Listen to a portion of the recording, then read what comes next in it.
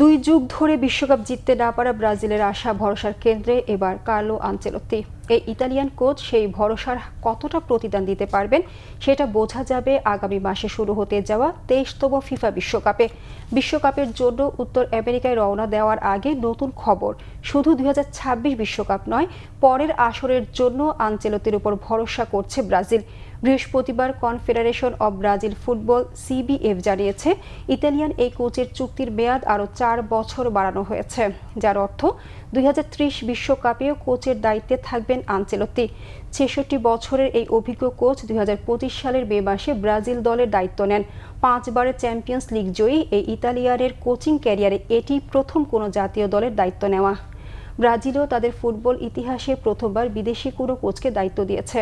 প্রাথমিকভাবে চুক্তি হয়েছিল 2026 বিশ্বকাপ পর্যন্ত, তবে সেই বিশ্বকাপের দল ঘোষণার আগেই আনচেলত্তির মেয়াদ বাড়ল আরও 1 আসর। তার অধীনে ব্রাজিল দল এ পর্যন্ত 10টি ম্যাচ খেলে জিতেছে 5টি, ড্র করেছে 2টি, হেরেছে 3টি। 2002 বিশ্বকাপের সর্বশেষ ট্রফি জেতা ব্রাজিল এবার টুর্নামেন্ট শুরু করবে 13 জুন মরক্কোর বিপক্ষে ম্যাচ দিয়ে। সি গ্রুপে রেকর্ড 5 বারের বিশ্ব চ্যাম্পিয়নদের অন্য দুই প্রতিপক্ষ হাইতি ও স্কটল্যান্ড।